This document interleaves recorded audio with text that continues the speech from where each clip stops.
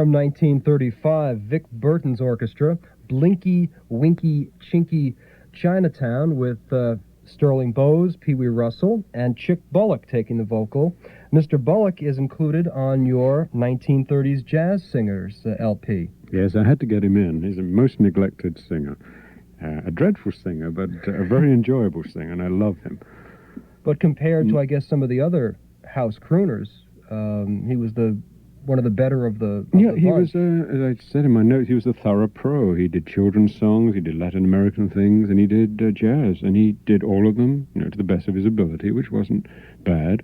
And he always gave jazz musicians a chance to solo, and he was very much liked by the jazz fraternity. Apparently, he was a all right guy. Mm-hmm.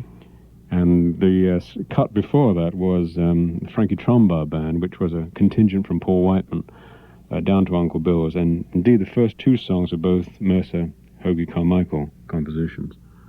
And we did begin with Thanksgiving, which was, it's credited to Hoagie's band, but Hoagie really wasn't in town for it. No, I don't understand. That's one of those strange mysteries that will probably never be solved. Well, I came across an album that had an Art Tatum solo that they credited to Jimmy Lord, the clarinet player. That's right. In fact, I discovered that record. I was going through the Columbia files, and I saw this unissued test with Jimmy Lord, and I ordered it in thinking it was a clarinet player. And it sounded just like Art Tatum to me, and then I researched the date and found it was done on the same day as he'd been accompanist to Adelaide Hall on a couple of sides. And again, why Jimmy Lord I don't know. Michael Brooks is my guest on this evening's big broadcast. Our subject, jazz masterpieces and jazz turkeys. I mentioned earlier that Mr. Brooks writes very individual liner notes. He's quite an opinionated gentleman, as you may have discovered by either reading his notes or hearing him on the last big broadcast appearance.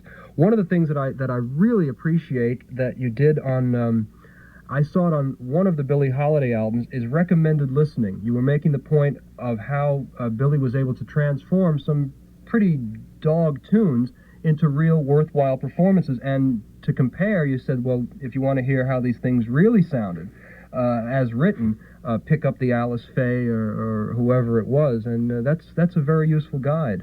Yeah, I'm glad you like that. I tend to be a glutton for punishment, and I waded through an awful lot of bad songs and bad versions. Though some of them aren't bad at all, but it is interesting to see the totally different way she tackles some of these songs. And the melody line is so different, and most of us who know Billie think of the songs as she sings them as they were written, and very often they weren't. The melody is quite different. How do you account for the fact that somebody like her would have to do these tunes? Was it that the bigger name artists didn't have access, the song pluggers didn't have access to a bigger name vocalist? And yeah, almost certainly. I think too, if they had a big song, they would give it to somebody like Bing Crosby or the Paul Whiteman Orchestra. And there'd be various deals made within the record companies, and they'd say, look, well, we've got these two tunes here. If you record this, you're going to have to find someone to record these other two or three songs. And they were thrown at the second, third-rate bands, or the second or third-rate singers, or some of the stuff that was done for the black jukebox market, and Billie fell into that last category. There was all sorts of terrible undercover things, I think, going on at that time, with, payola and Lord knows what, in order to try and push these songs. And very often, almost always, they insisted that they were done as they were written, like the lead sheets. You weren't allowed to do your own arrangement of that in those early middle 30s period. So you had to make the best of what they called the stock arrangement, and then the musicians would play the melody, and then they would improvise afterwards. And apparently it caused all sorts of uproar. Sometimes the publishers punished the record companies or the artists by not giving them anything for several months in order to make them toe the line.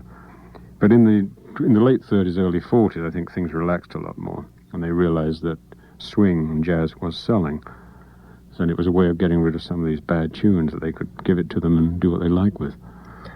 Are you aware of any instances of composers who just didn't want their songs recorded? If it was a song from a Broadway show, they just didn't want them recorded by certain bands, or just didn't want them recorded generally? I'm not really, but I do believe that Jerome Kern was a stickler. He didn't like jazz. And there's very few Kern songs in the 30s that were done by jazz artists. And the only one I can think of off the top of my head was Henry Allen doing Can I Forget You? Mm-hmm. But apart from that, I mean, maybe a Tommy Dorsey or a Benny Goodman would do a fairly reverential treatment of a Kern song. And, they deserved it because they're beautiful melodies. They didn't need to be improvised. But I can't think of anyone else. I think that was more, excuse me, I'm sorry, I think it was more the publisher ruling than the actual composer. While we're listening to the next bunch of music and throughout the evening, I want you to think of, now we're saying jazz masterpieces, jazz turkeys, let's just say masterpieces and turkeys in general, even recordings that you haven't picked for tonight. I'd like you to think of certain artists and their best and worst recordings, and perhaps in the case of some songwriters, if you can think of an example of the best of their work and maybe an Irving Berlin dog that you can call to mind. Not just now, but I'll get back to you on that. Okay. I see we have Seger Ellis and Louis Armstrong in our next trio. Yes, Seger Ellis was a Texan, Texas crooner, and he was one of these crooners in the late 20s who always sang as though he had tight shoes on. Very high-pitched, strained voice. But Ellis loved jazz, and Ellis liked to work with black musicians, which was very unusual, particularly for a white Texan in the 20s. And this recording under the name of the Tampa Blue Artist features Louis and various white studio musicians like Tommy Dorsey, Stan King, probably Eddie Lang, Jimmy Dorsey. And it's a pretty awful tune, and Ellis doesn't do it that well, but Louis comes in the middle and absolutely transforms it. And then from this semi-turkey, we go into what I think is one of Louis' masterpieces. It's not the best-known masterpiece like West End Blues, but it's a thing called That Rhythm Man, which is from the Hot Chocolates review. And it's not the best Louis band either, but Louis, again, romps all over this record. And for the last record in this little batch of three, we go back to Seger Ellis again, and a very different side of Ellis, because Ellis was an excellent barrelhouse pianist. And he does his own composition, Sentimental Blues. So let's begin with this. Here's Sposen. Seger Ellis at the keyboard, and was that his composition? Yes. Was. Sentimental Blues, 1929. Now, what was that band he had? Is it 37? The choirs of brass, which was just all brass and a rhythm section. And he was still singing at that with the? He was singing, but most of the vocals were done by his wife, Irene Taylor, who was with the Whiteman Band in the late 20s, early 30s. Really? And I think he's still alive. I think he lives in Texas somewhere, and he's in his 80s, but and doesn't reply to letters. And what do we hear prior to that? Prior to that was Louis Armstrong's That Rhythm Man, with the came from Connie's Hot Chocolates. And we started off the trio with Sposen, Seger Ellis, vocalizing Louis Armstrong, Tommy Dorsey at the outset. Jimmy Dorsey, Harry Hoffman, I think, on violin, Stan King on drums. Fine recordings. Well, Sposen, I know the Crosby Whiteman record, but there's another. What's the other Seger Ellis Louis track? Is it Ain't Misbehavin'? It Ain't Misbehavin', a song called To Be in Love. I think there are the four.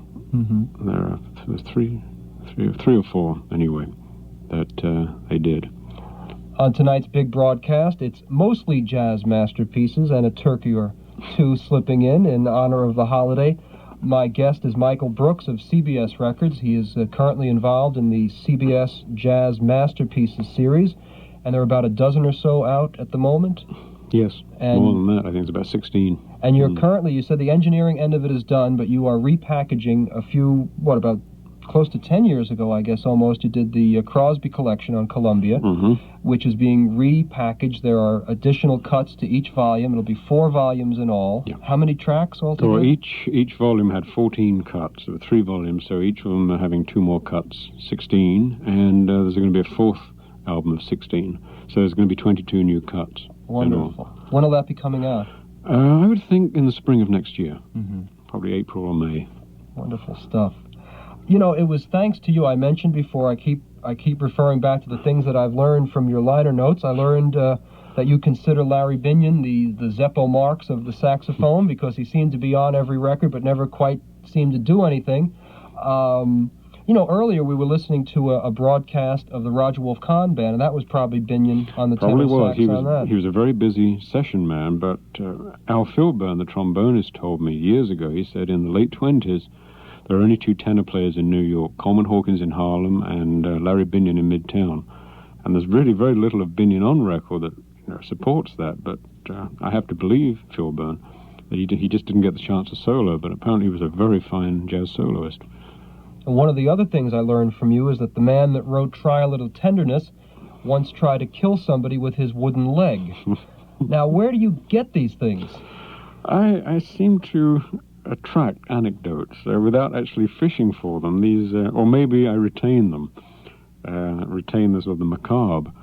But Harry Woods, who wrote Try a Little Tenderness, was a very prolific and very fine composer. But apparently I think he lost a leg in World War One, and he tended to hit the bottle rather, and often the leg would come off, and he'd use it like a flail.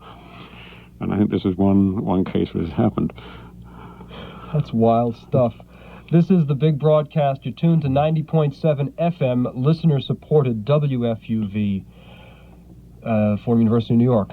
There's a couple of commas there I left at WFUV, Fordham University, New York. Okay, now we're legal.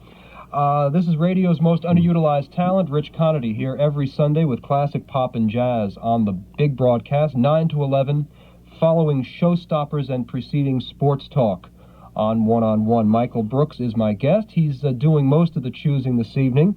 And now we have one of the most familiar melodies of all time, perhaps, but it's seldom that you hear a vocal version of I'm Getting Sentimental Over You. Yeah, this is not the famous Tommy Dorsey 1935. It's by the Dorsey Brothers, but it was done in 1932. It's a very lachrymous version. The vocalist is a woman named Jean Bowers, and later she was known as Jean Fay. I don't know whether she got married or whether she just wanted to disguise her past, because a vocal on here is really quite horrendous. And at first it was only issued in England, and I think that was around about the time when the Empire was in disarray. But after this, we have another Dorsey Brothers record called Sing, It's Good For You, and it was done 3 days after Getting Sentimental, and the contrast in the band, exactly the same players, is quite startling. It's a good, rip-roaring performance with Bunny Berrigan and Dorsey Brothers, of course, and all the old ARC studio men. And the last cut, there is a link, because again, there's the Brunswick studio guys, but it's Connee Boswell doing a tune called A New Moon Over My Shoulder. It's a tune that's absolutely forgotten. It came out of an MGM-B movie called Student Tour with Jimmy Durante and Kenny Baker, which gives you some idea what the movie was like. And it was always done like a Ferdy Grofé on the trail arrangement, sort of clip-clop, clip-clop. And Connie totally transforms it, redoes the arrangement, sings it straight, and then the last chorus, she, term I hate, but she swings it. And there's probably Bunny Berrigan or Manny Klein playing obligato behind her, and I think Chauncey Morehouse on vibes, but it is one of the most neglected and one of, I think, the most loveliest tunes to come out of that era. It's by Herb Brown and Arthur Freed, by the way. Gee, I haven't heard that in a while. That is such a wonderful recording.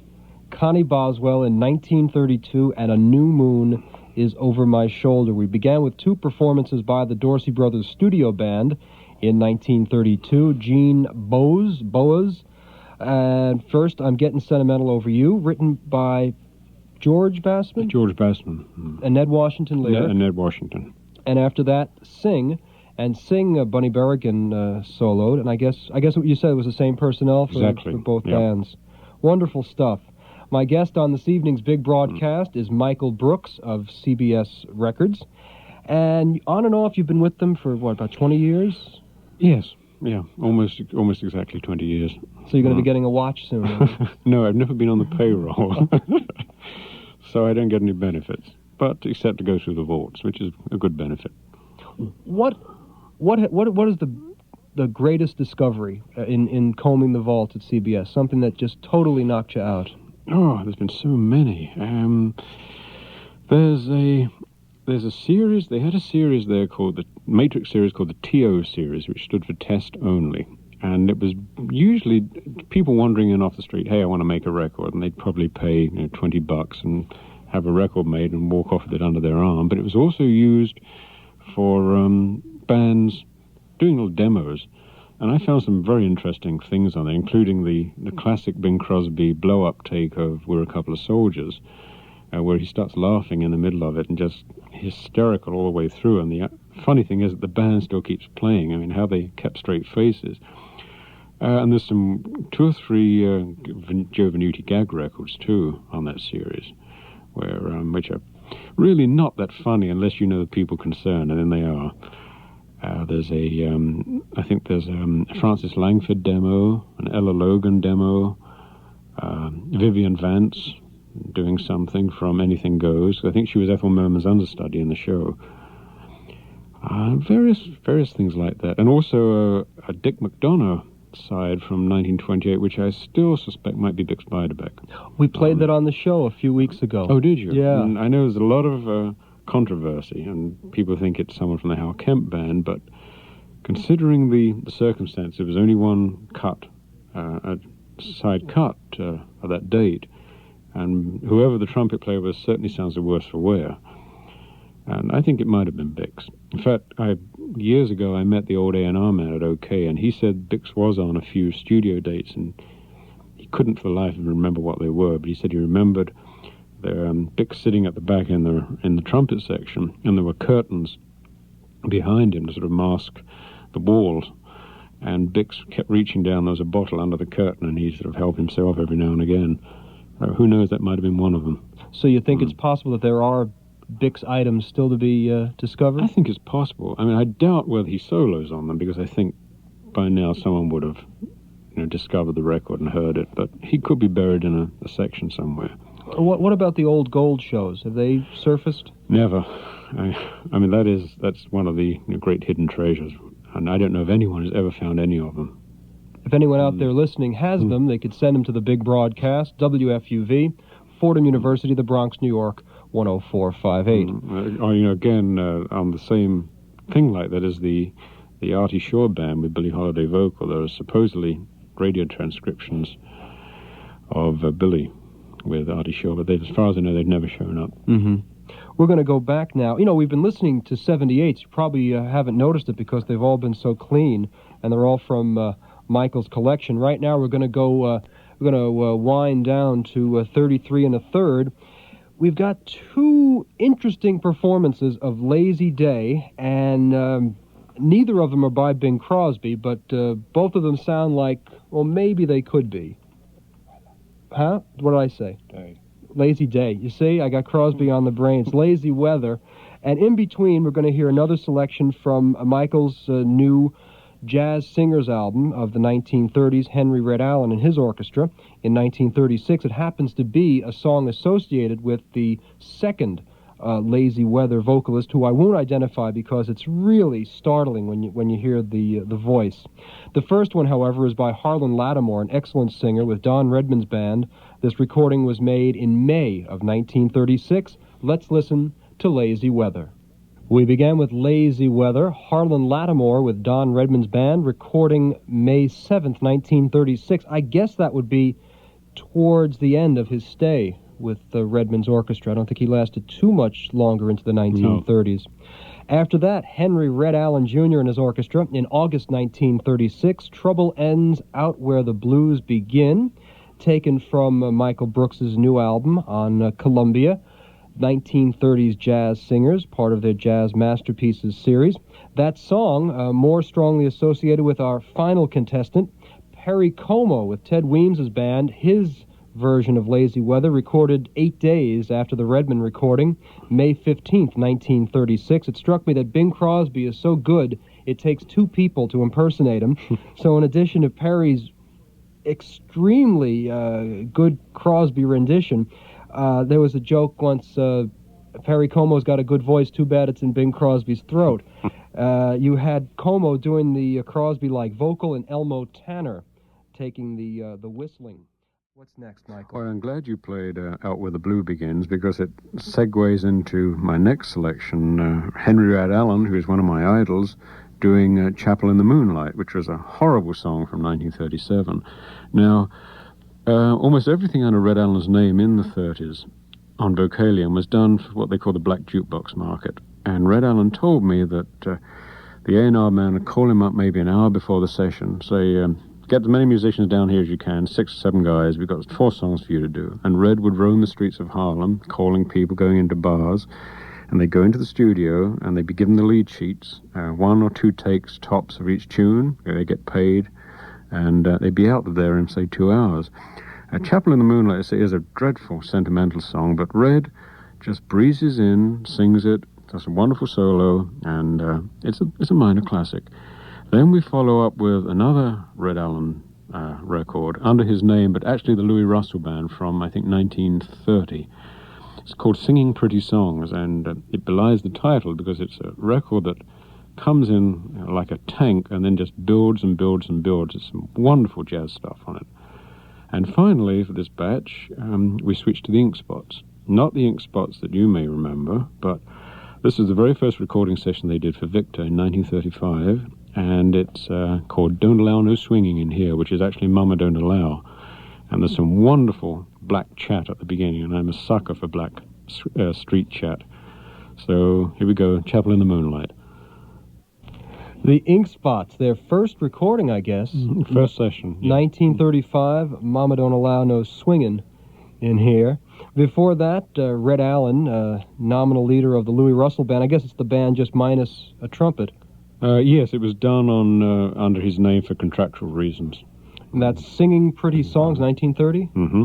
And we began with Red Allen in 1937, Chapel in the Moonlight. Who else was on that with him? I think it was, I'm not sure offhand, it's probably some of the Blue Rhythm Band, like Teddy McRae on tenor sax, Gene Michael probably on clarinet, just anyone he could find, basically. Now, he was with Blue Rhythm? He was with the Blue Rhythm Band. Went to Louis?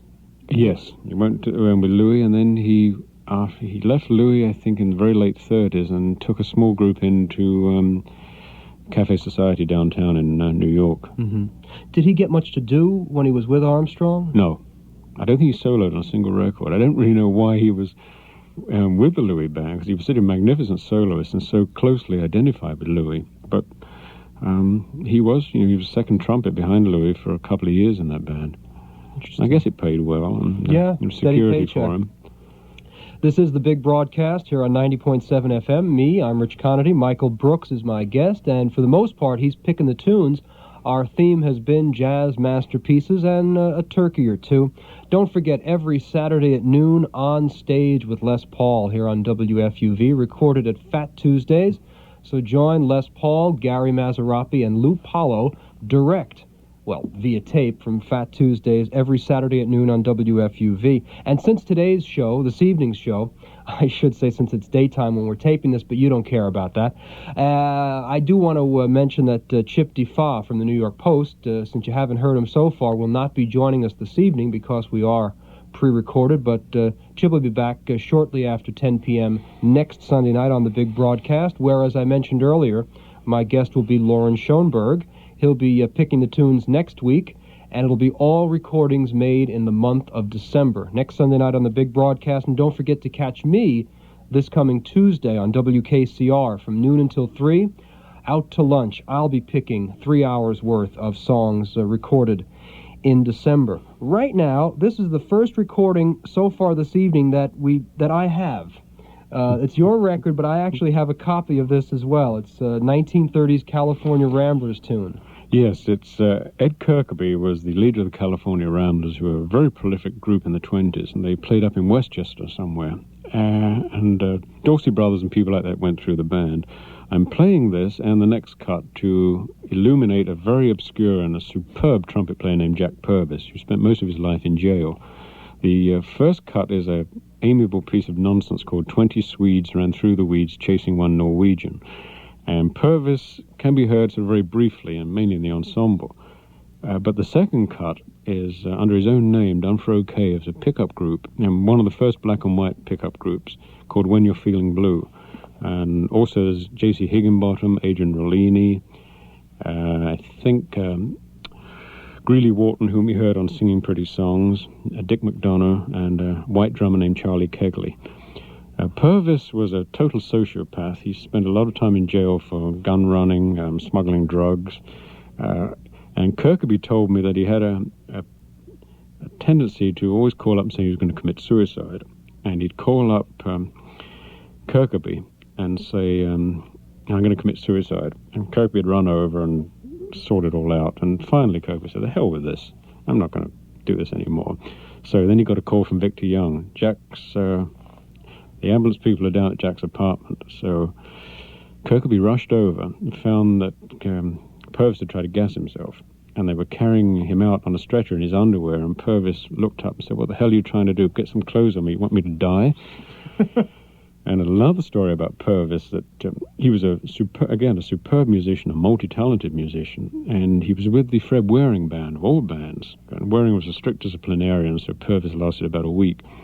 And they had a very pretty harpist called Verley Mills in the band, and Purvis took a shine to her. Mills didn't want anything to do with him, so they were in Chicago at the time. Purvis wandered down to the largest music store in the middle of the night, smashed a plate glass window, stole a harp, carted it back to Verley's dressing room and said, teach me to play the harp. And Verley Mills said, no, get the hell out of here. So the next night, Purvis went back to the music store, smashed the new plate glass window, put the harp back, and went home. So we have 20 Swedes Run Through the Weeds, When You're Feeling Blue, and the third cut from another obscure man, a man named Bruce Yantis, who we really hardly hear, but I'd like to mention. This is under Smith Ballew's name. Smith Ballew was a very prominent crooner of the time, 6'4" or 5. Later became a B-movie cowboy actor. And this is a little group he had in Speakeasy in New York. And it's a tune called Lady Luck, which is a nondescript tune. And they play it fairly straight, but after the vocal, Babe Rusin sort of comes out like a boxer, punching on his tenor sax. And we also hear this violinist, Bruce Yantis, who only thinks soloed really on one record, a Mound City Blue Blowers called Indiana, and from the evidence that record is the absolute highest class of jazz violinist. But he spent most of his life in the Freddie Martin band in the section and died.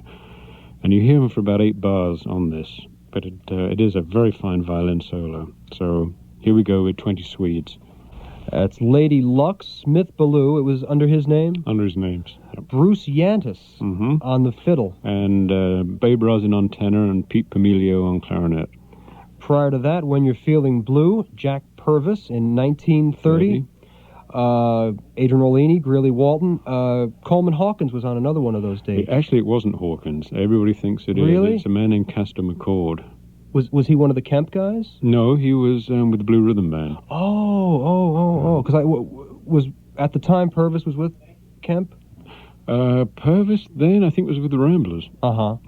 We heard the Ramblers themselves in 1930, a Columbia recording. 20 Swedes ran through the weeds. It's not easy to say.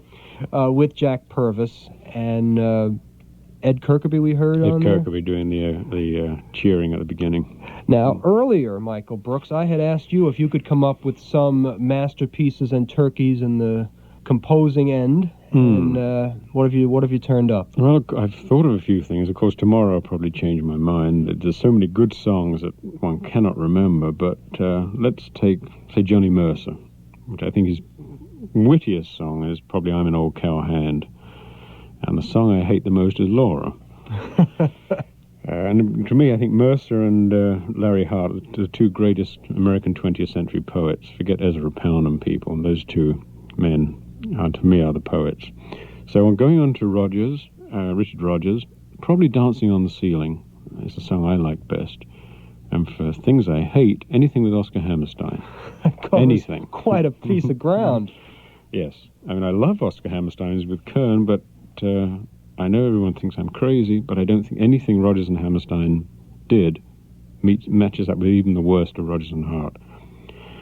Irving Berlin, a couple of obscure things I like very much. Roses of Yesterday and Reaching for the Moon. And for his worst, any patriotic song. Harold Arlen, Fun to be Fooled, the best. And the worst, Happiness is a Thing Called Joe. Jerome Kern, again, so many beautiful melodies. I Still Suits Me, Smoke Gets in Your Eyes, The Touch of Your Hand. And the worst one, I don't think there'll be any arguments here, is a song called Armful of Trouble, which was in Roberta and was cut out on the road, and deservedly so, too. It's one of the worst songs, I think, ever written. That's it as for the composers, as far as I can think. Well, now I'm afraid now, because I'm going to play a Fields and McHugh tune, which I hope you don't hate. I like almost all of Fields and McHugh. How about Don't Blame Me? Love it. All right. This is one of my choices, and I want to thank you very much for coming on the big broadcast again, Michael Brooks. You're currently working. I guess you finished your Crosby series. Finished the Crosby series. I'm now doing a Benny Goodman and something coming up called Female Blues Singers of the 20s. Neat. That's the CBS Jazz Masterpieces series. I hope to have you back on the program again. Thank you, and thank you for inviting me, and I've enjoyed myself. And here's, I think it's fair to call this a masterpiece. Yes. It's a beautiful Ethel Waters recording from July 1933, accompaniment by the Dorsey Brothers, maybe with Bunny Berrigan in there. Here's Fields and McHugh's Don't Blame Me. I promise that by and by there's gonna be a great day. Gabriel will warn you some early morn. You will hear his horn. Rudy Tootin' is not far away. Hold up your hands and say there's gonna be a great day.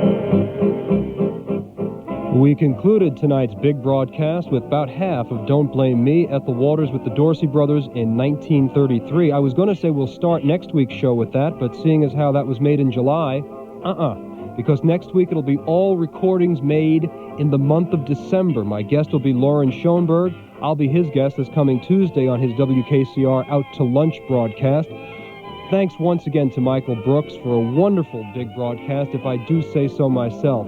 Don't forget, this coming Saturday at noon, it's On Stage with Les Paul. I'll see you next Sunday at 9, following Showstoppers with more of the big broadcast here on 90.7 FM, listener-supported WFUV, Fordham University in New York. So long, everybody. Aloha. Do something about your fingernails. Lather, rinse, repeat. And don't forget that rhythm saved the world.